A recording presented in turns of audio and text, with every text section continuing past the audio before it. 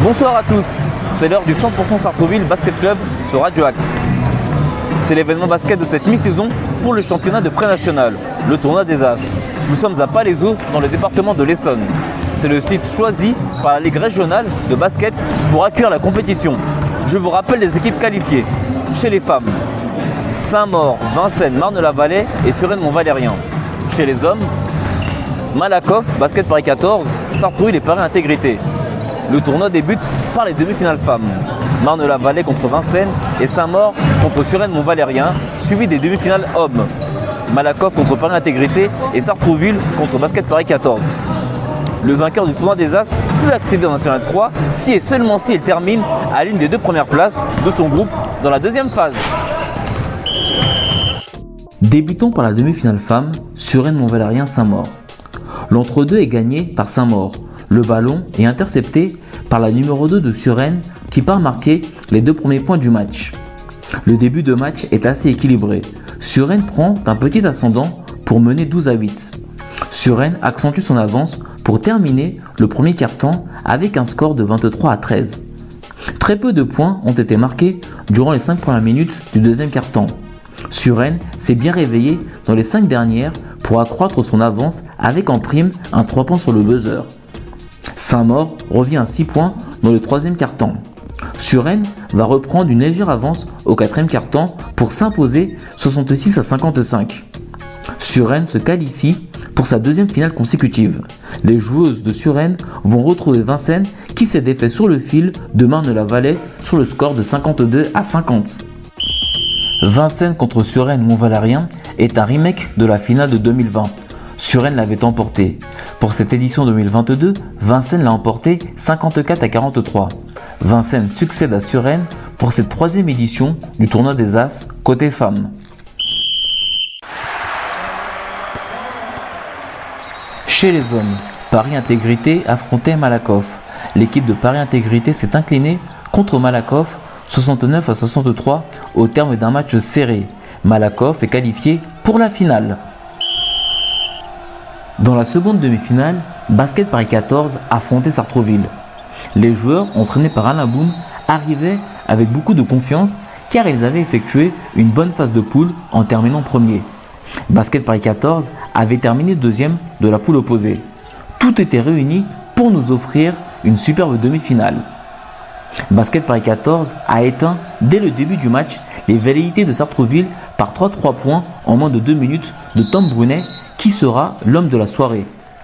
Il y a beaucoup de maladresse des joueurs de Sartrouville dans les tentatives de shoot. Sartrouville arrivera à revenir à égalité en milieu du premier quart-temps. Basket Paris 14 va reprendre un léger avantage pour remporter le premier quart-temps 19-15. Le deuxième quart-temps fut pauvre en points. Les deux premiers points ont été marqués 7 minutes après le début du quart-temps. Basket Paris 14 a marqué 6 points dans ce quart-temps et Sartrouville 2. Le troisième quart-temps aura permis de croire à un retour de Sartrouville. Avec une interception de Teddy qui va au panier. Il est sévèrement fauché par un joueur de Paris 14. Il obtient 2 lancers francs. 1 sur 2 est réussi. Sartrouville va revenir à 4 points de Basket Paris 14 à la fin du troisième quart-temps. Le dernier quart-temps est un naufrage pour Sartrouville. Basket Paris 14 va prendre le large pour mener rapidement de 19 points d'écart. Peu de shoots rentrent pour Sartrouville. Basket Paris 14 s'impose 63-39. Basket Paris 14 se qualifie pour sa première finale du tournoi des As, 3 ans après sa tentative manquée. Écoutons la réaction des entraîneurs et des joueurs. Nous sommes avec Tom Brunet, l'ailier de Basket Paris 14. Tom Brunet, bonsoir. Bonsoir. Alors dès le départ, vous avez éteint Sartrouville avec 3 points.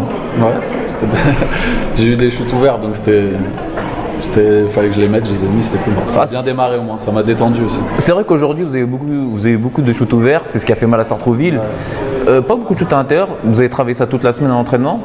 Le shoot ? Ouais. Non, on travaille le collectif. Après, on nous a donné des shoots ouverts à l'extérieur, on les a pris. En deuxième, je pense qu'on a mis des paniers à l'intérieur, plus. En fait, en vrai, on s'adapte à ce qu'on nous donne. Et ce qui est cool, c'est qu'on a des menaces à l'extérieur, des menaces à l'intérieur. Après, c'est un peu en fonction de ce que l'adversaire donne. Est-ce que vous êtes un petit peu surpris par l'adversité que Sartrouville vous a proposée ce soir? Surpris dans quel sens? Dans le sens où c'était pas aussi fort que peut-être que vous le souhaitiez en tant que premier de poule. Ouais, mais je connaissais pas Sartrouville, donc je pensais que ça allait être un peu plus dur en vrai. Après, je pense qu'on les a fait, on les a embêtés sur notre défense et ils ont perdu un peu pied, ils ont pas mis leur shoot. Et on a bien bloqué toute la raquette et en vrai après fallait qu'ils mettent leur shoot, ils n'ont pas mis un. Et... Beaucoup de maladresse de leur part et en plus beaucoup au deuxième quart-temps vous avez eu du mal à marquer, hein, quasiment 7 minutes. C'était moche le deuxième. Hein. Pas terrible, mais bon, mais ça veut dire que si ça défendait bien des deux côtés donc. C'était moche le deuxième. Ouais. Non, bah je pense qu'on n'a pas été, il y a pas eu grand chose de bien au deuxième. Après nous, en vrai on voulait juste bien défendre. Du début à la fin, ce qu'on a fait, et après on savait qu'à un moment ou à un autre on mettrait des paniers et c'est ce qui s'est passé. Est-ce que vous êtes senti en danger durant ce match? En danger, bah pas tellement, à part à un moment, je sais plus, on avait 7 points d'avance et ils reviennent à 2. C'est la fin du troisième quart-temps. Fin du troisième, je crois, ils reviennent un peu. Là on se dit ouais, faut pas qu'on déconne et en vrai on a bien réagi et c'est là où on a été fort sur le quatrième. Je sais pas s'ils ont mis un point sur le quatrième. Si quand même, ils en ont mis un peu plus, il me semble, j'ai pas fait le calcul mais un peu plus. Est-ce que vous avez un favori pour la demi-finale en face? Je sais qu'il y a Malakoff qui est devant donc mais non, pour jouer contre nous. En finale oui. Bah, en vrai Malakoff c'est bien, on a fait 1-1 sur la poule donc comme ça fait la belle. Donc ouais, ce sera la belle. Ouais, c'est pas mal. Merci beaucoup Tom Brunet, ailier de Basket Paris 14 d'avoir répondu aux questions de Radio Axe. On vous souhaite une très belle finale pour demain. Merci beaucoup, bonne soirée. Nous sommes avec Mike Totti, l'entraîneur de Basket Paris 14. Mike Totti, bonsoir. Bonsoir. Ce soir, c'est un entraîneur heureux, vous vous qualifiez pour la finale. Ouais, heureux et satisfait parce qu'on a réussi à faire une bonne deuxième mi-temps. C'était un match difficile, physique. On a réussi à prendre l'avantage et je suis content. Vous n'avez pas été dominé, vous n'avez pas été inquiété durant ce match. Très bonne défense de votre part. La preuve, Sartrouville a mis très peu de points. Ouais, c'est notre marque de fabrique. On sait qu'on avait jusque-là la meilleure défense de la poule A. Donc on voulait s'appuyer dessus pour justement être très efficace sur le match. Ça a payé en deuxième mi-temps, on a fait un vrai travail de sape. Et en deuxième mi-temps, on a été efficace. Qu'est-ce qui s'est passé au deuxième quart-temps? Les deux premiers points ont été marqués au bout de 7 minutes. Ça ne marquait pas des deux côtés. Hein. Ouais, nous en attaque, par contre, on a beaucoup souffert. On a beaucoup souffert en attaque, mais on voulait quand même s'appuyer sur la défense. Donc on a été solide défensivement malgré notre temps faible en attaque. Donc du coup, on savait qu'on allait rebondir en deuxième mi-temps. Pour le moment, on ne connaît pas le vainqueur de l'autre demi-finale entre Paris 20e et sur Intégrité et Malakoff. Ouais. Vous avez un favori? Pas du tout. Franchement, pas du tout. C'est deux grosses équipes, deux très grosses équipes. Donc franchement, le meilleur gagne et puis on se verra en finale. Merci beaucoup Mike Totti, entraîneur de Basket Paris 14, finaliste de ce tournoi des As. Merci et bonne chance pour demain, pour la finale. Merci à vous. Au revoir. Nous sommes avec Alain Boum, l'entraîneur de Sartrouville. Alain Boum, bonsoir. Bonsoir. Le résultat escompté n'est pas ce que vous souhaitiez dès le départ. Non, du tout. On pensait pas, on se déplaçait pas pour produire un tel non-match, puisque pour moi, mon équipe a produit un non-match. Paris 14 a bien joué, ils méritent leur victoire, amplement leur victoire. Félicitations à eux. Justement, qu'est-ce qui s'est passé? Pourquoi l'équipe de Sartrouville n'a pas joué comme elle joue d'habitude? La pression, l'enjeu? En fait, on venait ici avec trois motifs. On venait ici d'abord parce qu'on mérite d'être là, parce qu'on a fini en tête de notre poule. Ça, c'était le premier point. Le second point, c'était qu'on se déplaçait avec un certain nombre de joueurs qui venaient ici pour la première fois, donc qui venaient pour emmagasiner l'expérience. Voilà. Et puis le troisième point, c'était qu'il y avait une opportunité de pouvoir gagner le tournoi et de mettre un pied en National 3. Voilà. C'est nos trois raisons de nous déplacer ici. Aujourd'hui, preuve en est que mes joueurs manquaient d'expérience avec le contexte qu'il y avait, le monde qu'il y avait, le public qu'il y avait. Voilà, donc j'espère que ce sera une bonne leçon qu'on retiendra. Justement, bonne leçon. Qu'est-ce qu'il va falloir retenir pour attaquer cette deuxième phase plus fort et pourquoi pas se qualifier pour la phase de montée? La première des choses, c'est se remettre en question individuellement, puis collectivement, et se remettre au boulot, voilà, se remettre au travail, répéter nos gammes, travailler encore et encore notre fond de jeu, notre collectif, pour donner d'une part une meilleure image de nous, et puis progresser collectivement et affronter les matchs les uns après les autres pour essayer d'atteindre nos objectifs. Est-ce que vos joueurs ne se sentaient pas favoris parce qu'ils avaient terminé premier de la poule? Basket Paris 14 a terminé deuxième. Peut-être ils se sont dit ça peut le faire en tant que premier de poule. Je pense pas que les joueurs aient cette attitude-là. Ou alors sinon c'est que j'ai pas fait mon boulot. Non.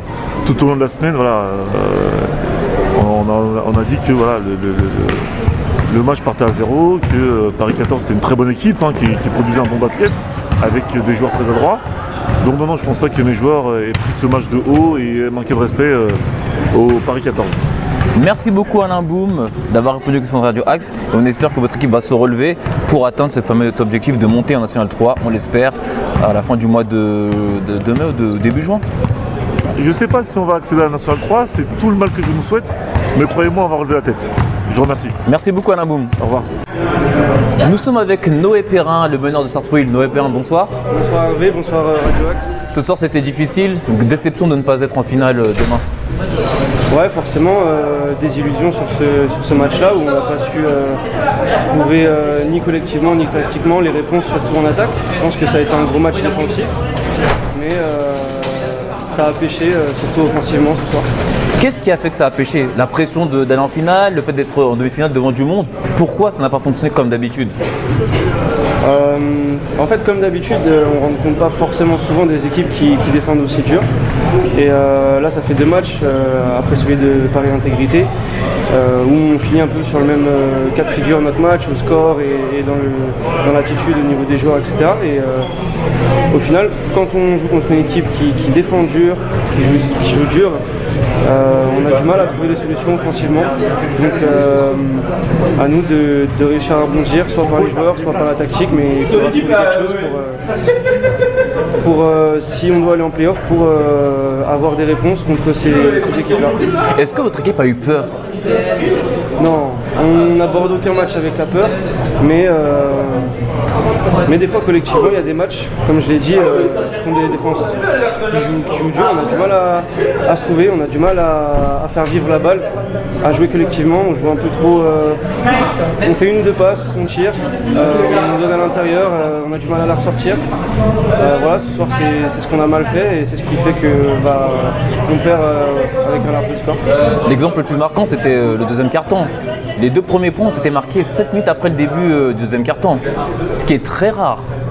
Ouais, effectivement, deuxième quart-temps, grosse défense des 2 côtés du terrain et peu d'adresse.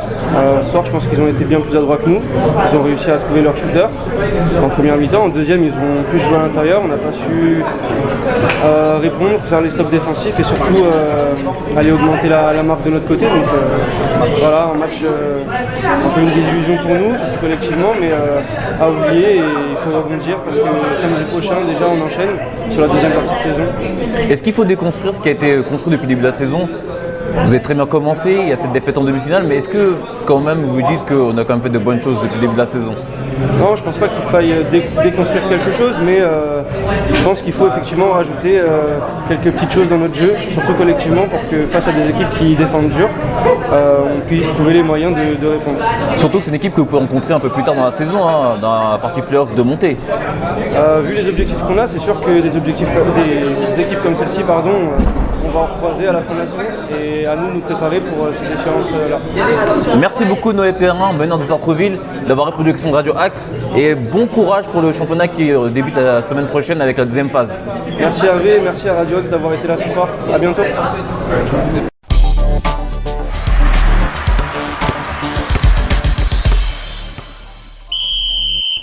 Basket Paris 14 retrouve Malakoff en finale du tournoi des As.